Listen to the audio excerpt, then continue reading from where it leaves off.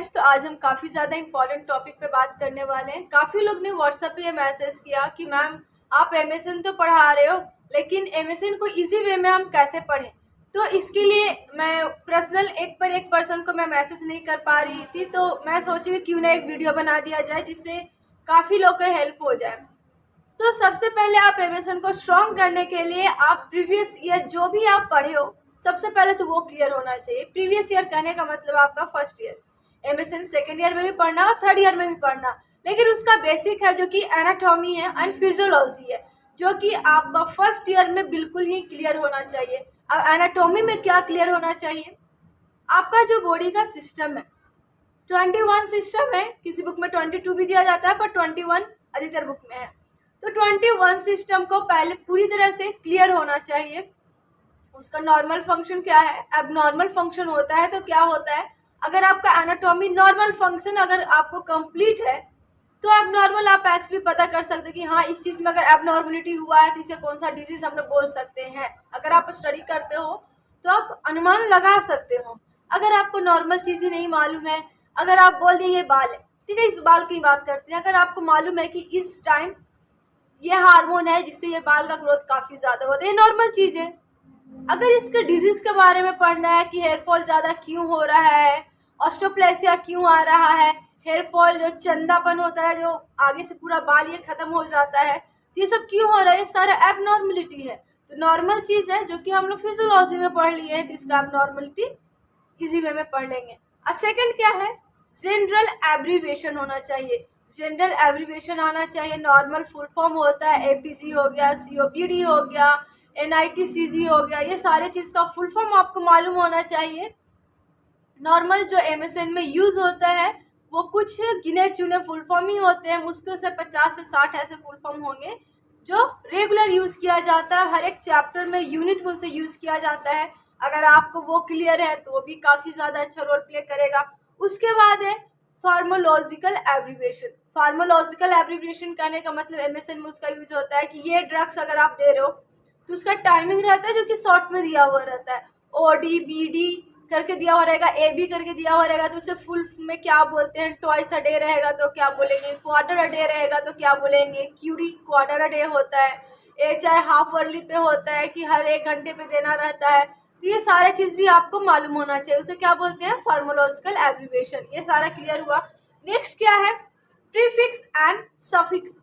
कुछ वर्ड ऐसे हैं कि वो सारे में प्रीफिक्स में क्या हो रहा है, अगर ये सफिक्स में ऐसा लग गया तो ये किस चीज़ से रिलेटेड है ये आपको पता चल जाएगा।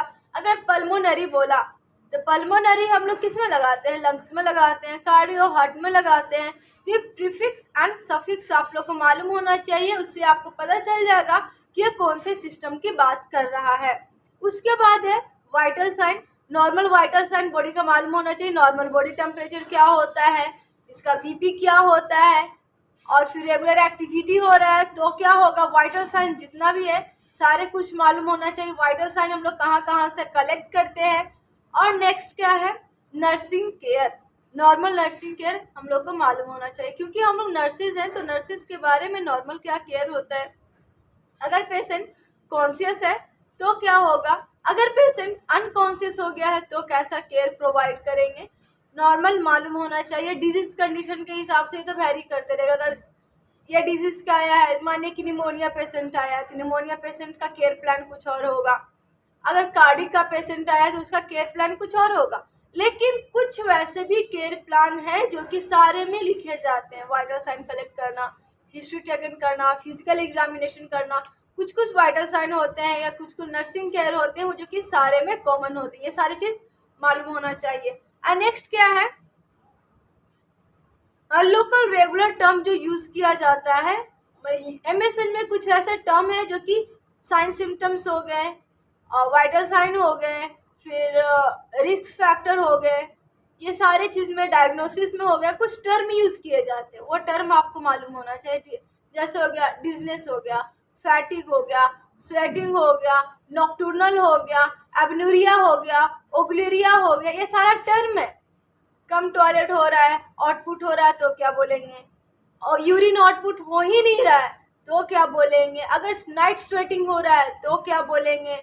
ये सारी चीज़ मालूम होना चाहिए टर्म में। ये सारा टर्म में रहता है। जो MSN है फर्स्ट ईयर में तो कुछ लॉजिकल वर्ड यूज़ भी किए जाते हैं, लेकिन second year, third year and fourth year normal word नहीं यूज़ किए जाते हैं, टर्म में ही यूज़ किया जाएगा। कितना भी आप इजी बुक क्यों ना ले लो, आप PK पनवार से ले लो, जावेद अंसारी ले लो, छोटा से छोटा बुक बोल रहे हैं, बड़ा से बड़ा बुक चले जाओ, उसमें आपको टर्म ही मिलेगा।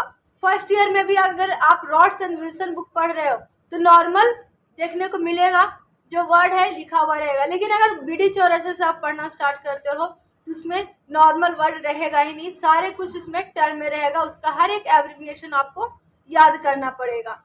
उसी के बाद अगर आप MSN पढ़ना स्टार्ट करते हो तो इजी हो सकता है। उसके बाद लास्ट है कि कोई भी अगर डिजीज पढ़ रहे हैं तो एक दूसरे डिजीज के बीच में रिलेशन करना सीखिए कि अगर ये डिजीज हुआ है पेशेंट को तो क्या ये डिजीज भी हो सकता है।